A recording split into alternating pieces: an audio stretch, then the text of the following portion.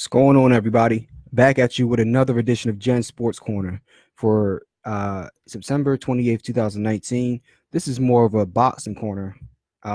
It's a big fight tonight. Big fight tonight between Sean Porter and Errol Spence Jr. PBC, Fox, pay-per-view. You're going to want to buy that. I'm watching the fight tonight, and I want to give my breakdown on the matchup and who I think is going to win. I've been hyped for this fight for a couple months now. I've been wanting to see these guys go at it honestly for 1 or 2 years. Sean Porter, he's always fireworks when he gets in the ring. That's why they call him Showtime. And then Errol Spence, he's been turning into the boogeyman at 147. So I mean, I'm hyped for this fight because I know it's going to be action packed. I know that they're going to come into the ring looking to stop each other. And three, I think there is going to be a stoppage. I do think that we're not going to get. I don't see this going to the decision, just because of the way the styles match up. The two guys that we have in the ring, seeing Errol Spence, seeing what he brings to the table, his past 3 or 4 fights, he's had some not. His resume isn't as good as Sean Porter's, but he has had some good competition, starting with the Kell Brook fight. So I'm really interested to see what he's going to bring to the table. And then I also want to talk about the undercard, the co-main event for this fight, which is David Benevidez going against Anthony Dirrell. He's trying to reclaim his belt. I'll go into the situation as well as to why he lost his belt in the first place, but that's going to be another good fight. Quick news and notes. I will be on tomorrow, 11 a.m., talking about NFL Week 4 and talking about the matchups, giving a recap of the Eagles game, the barn burner out in Lambeau. How they pulled it off, I don't know, but they showed up and showed out. So I'll be talking about that, giving a recap. Then I'll be giving my breakdown of all the games on the docket for tomorrow and, giving my picks. So without further ado, let me go ahead and just get into the boxing side of things because I don't get to talk about this a lot, and I'm excited for this fight. This is like my birthday weekend, so not only do I have the chance to celebrate another year on this earth, knock on wood, but I get to see one of the fights that I've been looking forward to for the whole year. So without further ado, let's look at the co-main event. David Benevidez going against Anthony Dirrell. This is a super middleweight showdown for the WBC belt. Now, Anthony Dirrell, he's 33, one loss, one draw. He has 24 wins by KO. And David Benevidez is 21-0, 18 wins by way of knockout. Now, quick little backstory, and I wasn't even aware of this before I looked. Currently, David Benevidez had the WBC belt at 168, and he came up positive for a drug test, and he came up positive for the main ingredient, and I don't remember it, but it starts with a B, the main ingredient in cocaine. So it wasn't like a steroid or a PED. No, it was more or less a cocaine bust, and he got stripped of his title for that. So I don't know the details behind that. I don't know what went on. If he was partying too much, and that was something that popped up positive in his test. I seen some highlights of him, and he's the real deal. He's the real deal, and it's a shame he had that way. Challenger to go ahead and scoop it back up from Dirrell, who won the vacant belt that was vacated by Benevidez back earlier this year. So he's getting a chance to avenge the loss of his title. And the way I see this, Anthony Dirrell, he's had a good career. He's done very well for himself, but at this point in his career, I don't know if he's the same fighter as he was maybe a couple years ago. He's a heavy underdog. Well, I don't know if he's a heavy underdog, but David Benevidez is the betting favorite according to Vegas, according to the line. So I expect David Benevidez to win this fight. I think he's the better fighter. I think he's the younger fighter. I think he's more talented at this point in his career. So I'm going to be looking forward to that one. So I'm going to get to the fights early. I'm not going to be too long-winded on this video.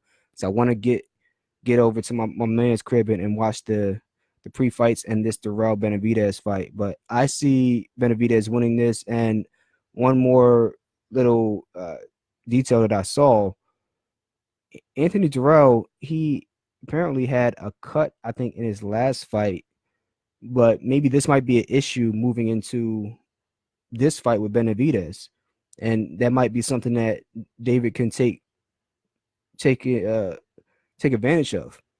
So that's something to look for, especially if Dirrell comes out and shows that he's a live opponent, which I believe he will be. But that could be a deciding factor in the fight if that cut becomes an issue, that scar tissue becomes an issue. So I hope he spent a lot of money on a good cut man, because I think that that's something that David may try to exploit on Dirrell's part. And then let us get into the main event. Sean Showtime Porter versus Earl the Problem Spence. So we have two belts on the line at welterweight, 147 pounds. The WBC belt, the green belt, over on Sean Porter's side. Sean Porter, 30 wins, 17 by knockout, 2 losses with 1 draw, 64 rounds of championship title experience, 5'7", 69.5-inch reach, going against Mr. Errol Spence Jr., who is currently holding the IBF title. He is 25-0, 21 wins by way of knockout. 2012 Olympian, 5'9.5", and he has a 72-inch reach. So, you have the taller guy, you have the, in my opinion, naturally bigger guy, and the guy with longer reach. Excuse my phone. Excuse my phone, y'all. Yeah, you have the guy who's naturally bigger, taller, and with the longer reach. So that right there is already going to be something that's going to play a big factor in this fight. But Sean Porter, the resume speaks for itself. His last 5 fights, I can just rattle off the names off the top of my head of people that he fought, and they all been championship caliber guys. I mean, going from Danny Garcia, who else? He lost to Kell Brook. That was the only, that out of his 2 losses, the Kell Brook was the only fight, and that was 5 years ago, where he got outclassed. Kell Brook was clearly the better fighter, and that was a prime Kell Brook, title holder Kell Brook. And his second loss was debatable, and that was against Keith Thurman. I believe it was 2 years ago, 2 or 3 years ago, and that was a debatable loss. Many people, including me, I thought he could have won that fight. That fight could have gone either way. And those were his only 2 losses. And those are against champions, the belt holders at that division. You know what I mean? Like Keith Thurman, Kell Brook, right off the bat, boom. Like those are big names on the resume. And then you fought Adrian Broner 5 years ago when Adrian was in his prime and pretty much dominated him. You got rocked in the 12th round for like 2 seconds, but beyond that, he whitewashed Adrian Broner, like a prime Adrian Broner. So, I mean, that's another big win. He just had a fight again. He had to fight against Danny Garcia. That was a big win for him. And then he had the fight against Yordanis Ugas, which I thought he lost, actually. He had that fight, I believe, earlier this year. Yeah, it wasn't that long ago, but I thought he lost that fight. He got the nod. It is what it is. But still, Ugas, a high caliber opponent. Like, he's a real champion. Like, when you look at Cuban style boxers, he's right up there with them, along with, I can't think of his name, it's escaping my mind. But you think of like Rigondeaux, like a prime Rigondeaux, or a prime, I can't remember his name. He fights at, he was a champion at 154 pounds. When it comes to my mind, I'll say it. But yeah, like Ugas is a really good fighter. So whether it's been wins, which has mostly been wins, or the few losses that he's had top-notch opposition, and he's stayed sharp. He's grown. He's evolved as a fighter. He's shown that he can be the rough and tough, in your chest pit bull that's just trying to bite your head off, and he's shown that he can sit back and be cerebral and box at times. So I think that he's really evolved as a fighter, and he's shown us all these different things that he has in his toolbox. So I'm really going to be I'm really interested to see what he's going to do against Errol Spence, because when you look on the flip side of Errol, he was a 2012 Olympian. He has power. He's a big kid. Like, he probably should be fighting at 154. I think eventually he will move up in weight. But you look at a guy who has power. He can break you down to the body. He stopped Kell Brook. This is the Kell Brook after the Triple G fight. Yeah, I mean, maybe he was damaged goods. I don't know that, but he still, in my opinion, was a prime fighter, and Errol Spence was able to break him down in their matchup at 147. So he's able to stop him. He needs to work on his defense some, but the offense is just so sharp and so relentless that it makes up for some of the defensive deficiencies.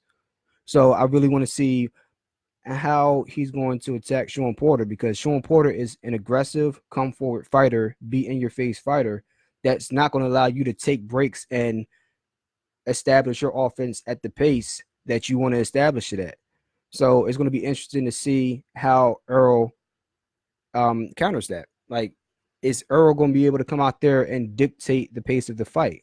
Is he going to be able to dictate where in the ring that the fight is fought at? Those are the questions that I have. Now, I want to look down the list of the attributes for both of these fighters and give my opinion on who has the advantages and where. So let's start out first with speed. So when it comes down to speed, Errol Spence is fast. I believe that Sean Porter is a little bit faster.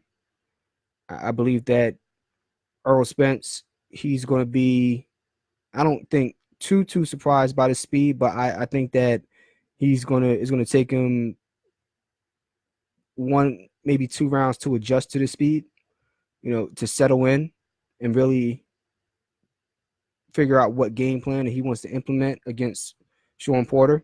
So I give the nod on speed to Sean. When it comes to power, next I would give that category. The nod goes to Spence. Spence, he's a bigger guy. He's the naturally taller, stronger guy, in my opinion. Even though Sean Porter is a pit bull, I don't think that when he's going against guys that are bigger than him, he's had problems, like against Kell Brook. Like, he couldn't just bully Kell Brook, because Kell Brook's a pretty big welterweight, probably should be at 154 as well. He wasn't able to just bully Kell Brook around the ring, and I think he's going to find that out with Errol Spence. He's not going to be able to just push him around and put him into a corner where he wants to. Errol Spence is going to be able to say, "Look, I'm here, and you're not going to push me around." So I think that Errol Spence, even though Sean Porter, he has pop and he can hurt you if you allow him to, I believe that Errol Spence has that thudding power. Like, when he lands it, it's just boom, boom. Every shot's just a thudding type of impact. And both guys are going to be working to the body. And I think this is a case of who breaks down the other guy first to the body. That's, in my opinion, the way it probably is going to play out. But I give the nod and power to Errol Spence. Next comes footwork. Now, I believe that Sean Porter has the quicker feet. I think that he can get in and out of close, and he can go into close range and then get back out to mid or long range better than Errol Spence. But I think overall, in terms of like the craft and the technique, I believe that Errol Spence probably has better footwork than Sean Porter. So I'm gonna go with a push on this one, even though Spence has better footwork, like technically, like he's more technically sound. I believe that Sean Porter, his quickness and the unorthodox style in which he creates and closes range, I believe that is going to be almost as effective as what he lacks in technique compared to Earl. So that's going to be a chess match there. The unorthodox style of footwork versus the Olympian technical style of footwork that Earl has, where he cuts the ring off and he just corners you. That's what Errol Spence does. And Sean Porter, he's the athlete, man. He's the football player that knows how to box. That's pretty much what he is. So that's going to be, I have a push there with the footwork. Now, when it comes to boxing technique, I would have to get that to Earl Spence. Even though we haven't had a chance to really see him bring out the skill as much as we would have liked, I think we saw it against Mikey Garcia. So he didn't knock out Mikey Garcia, and that's not his biggest win, in my opinion, but I think it was a solid win against a guy that, even though he was a smaller guy, Mikey Garcia is one of the most technically sound and sharp boxers in the sport today. And he was able to outbox Mikey Garcia. And I was very impressed with that.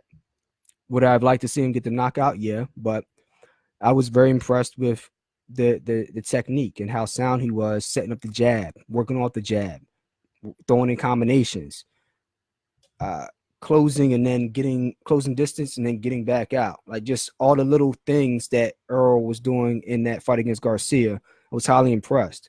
Now, I was highly impressed with Sean Porter's fight before the Ugas fight, and I can't remember who he fought. It might have been Danny Garcia, but he Sean Sean Porter really showed me a lot in that fight before Ugas, where he was able to close distance and the body work. That's something I didn't see from him in the past. But he wasn't headhunting. He went to the body. He was cutting off angles. He was just ripping shots to the ribs, ripping shots to the solar plexus, to the upper chest, anywhere he could find that was open. He was just ripping shots. Now, and come to think of it, it was the Danny Garcia fight, because I thought that Danny Garcia was going to do the body work with that mean left hook and the counter punching. But lo and behold, um, Sean Porter came in and looked like a very competent boxer and brought in a lot of body work, which I hadn't seen from him in the past. Welcome to the podcast.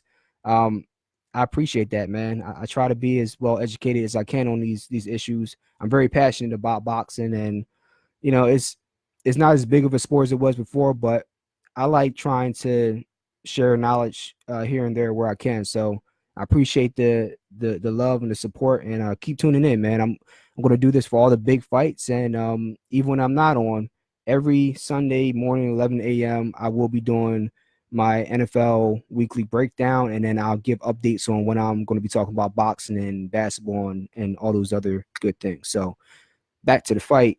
If you have any questions too, leave it in the comments. If you have any questions about the Porter Spence fight or any other fights coming up, even if it's MMA, let me know in the comments.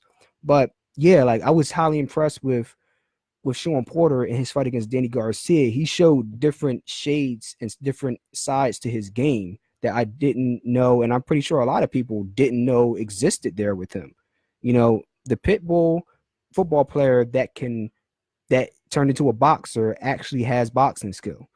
I thought he did, but I didn't know he had it to that extent. So boxing technique wise, I have to give the slight nod to Earl Spence, but I don't think the disparity is as large as a lot of people, including a lot of these Vegas aficionados, believe it is. Because but I believe that the fight's going to be closer than people believe it is, and they are putting their friendship to the side because they are friends outside the ring. But when you're fighting somebody, you got to put that friendship by the wayside and say, look, I'm trying to stop this dude. We can go out and party and have drinks after, but when that bell rings, I'm trying to tear your head off. And I can just say that from my experience being in martial arts. Like, when you sparring somebody, you don't want to hurt your friends and your colleagues, but when you throw on those gloves, it's about landing shots. It's just really what it comes down to. There's no getting around it, no ifs, ands, or buts about it. That's what this is about, and that's why I love this sport. So technique wise, I give the slight nod. Next, I want to really kind of shorten like my analysis and just look at who brings the X factor to this fight. That's going to be the last category that I talk about. And you look at both fighters. Sean Porter, like I said, 2 losses, but those 2 losses have been against absolute monsters in Kell Brook, a prime Kell Brook, undefeated Kell Brook, before getting knocked out by Triple G Kell Brook, that Kell Brook. One against him, and then one controversial one against Keith Thurman, who was one of the guys at that time. So, I mean, he's always been in all his fights. I mean, with the exception of the Ugas fight, which I thought that he lost, but still, like his past 6 fights have been against top-notch caliber opponents. And Errol Spence, his past 5 fights, one of them has been kind of like a fill-in fight, but the other ones, he has been slowly stepping it up in terms of the level and of competition. So I like the path that he's taken to where he's gotten to right now. It set him up nicely and is giving him the not so much the tune-up fights, but the experience along the way to be ready for a fight of this magnitude. You're talking about unifying 2 of the belts, you know, the other ones in the hands of Terrence Crawford, and then the last ones in the hands of, you know, our great Senator Manny Pacquiao. So like you're talking about top-notch elite caliber fighters right now. So this is a big fight. X factor wise, I believe that Errol Spence brings just a little more to the table, just for the fact that it's something about his demeanor. He's calm, cool, collected, and he just knows what he knows. He's very confident in what his strengths are and what he feels he's going to do once he gets in that ring. And I believe that even though Sean Porter is going to bring that heat, I believe that Errol Spence is going to be able to weather that heat and then come back with some punishment of his own. And I'm going to say it, my prediction is that Errol Spence wins this fight by stoppage, late round stoppage. I can't call the round. I guess if I had to, I would go with a stoppage in round 9. But with one caveat, I believe that Sean Porter is going to hurt Errol Spence once or twice in this fight. That's just a feeling. I believe that he's going to hurt Errol Spence once or twice in this fight. But I just believe that Earl is going to be able to weather that storm. I believe because of his size and just his experience with guys like Kell Brook, I believe that he's going to be able to fight through some of that adversity and turn it around in the second half of the fight and be able to stop Sean Porter. And if he doesn't stop him, it'll just happen that way. But I do pick Errol Spence to win this fight. But I believe it's going to be a very high action, high paced, exciting fight because these 2 guys, they come in, they're not playing. They are not, I'm telling you, they're not playing. Sean Porter, he's a pit bull. I'm telling you, he's not playing, dog. Like, I seen him take an uppercut. I think it was from, who was it? From Danny Garcia, maybe? Yeah, I think he took an uppercut from Danny Garcia. And like his legs buckled for like a split second, but then he's just like, whoa, hold up, I'm Sean Porter, and just like grabs Danny Garcia and just like ties him up. I'm just like, dude, this dude just got rocked to his core and still had the wherewithal to tie this man up and say, nah, I'm still here. I'm right here. I'm right here in your chest. That's the type of dude you're talking about with Sean Porter. Like, he's not going anywhere. And he's the quickest person on his toes outside of Manny Pacquiao right now in the 147-pound division. But it's something about Errol Spence that I think Sean is going to bring it to Spence. But Spence, because he's had the experience against a guy like Kell Brook, where Kell Brook was whooping up on him for the first 6 rounds, and he just had the composure to be able to weather the storm, take him to deep waters, tire him out, and then just slowly and systematically break him down over the course of like the next 4 rounds. I think that that's the same thing that's going to happen in this fight. So I'm picking Errol Spence. I said stoppage. Maybe it happens, maybe it doesn't, but I believe that Errol Spence Jr. is going to come out with the dub and both belts. He's going to have the IBF. He's going to have the WBC. I believe he's going to be victorious. But I wouldn't be surprised if Sean Porter won this fight. This is truly a 50-50 fight in my opinion. And I love both fighters. I have no sides in this fight at all. Sean Porter is one of my favorite fighters. Errol Spence has become one of my favorite fighters over the past 2 years. So I'm really excited for this fight. And it's going to be a barn burner, dude. And I'm going to be talking about some of the other upcoming fights that are going to round out the year. I have to really look into what's going on with Tyson Fury and Deontay Wilder and all that. But I do know the rematch with Ruiz and Anthony Joshua, that's happening though. That's happening to end the year out. So, man, telling you, that's a hell of a fight to end the year out, especially if this fight turns out the way I think it's going to be. So that's my thoughts on boxing. I didn't make this video too long. I can, on me, I could go ahead and talk for an hour about boxing, but I think I'm gonna end it here. If there's anything you guys um want me to talk about that I didn't cover in this video, leave it in the comments below. Let me know if there's things about MMA that you want to hear me talk about. I will be looking into what the upcoming fights are for that, and I'll be making videos on those as well. Make sure you go to my website that's in the description, genmusic856.com. I put up all the updates for when I drop videos. You can find my YouTube channel through that, which is, if you don't find it through the website, you can just go to YouTube and look up Gen Music 856. The name's all the same, man. It's real easy to find. Just go ahead, subscribe to the channel, and click the notification bell, and you'll know every time I drop a video. And you'll be one of the first people to be able to go and find out what I'm talking about. So that's it for now. Let me shut the hell up and go ahead and get ready to go out and watch this fight. But appreciate everybody that tuned in, and everything's everything. Till next time, y'all. Peace.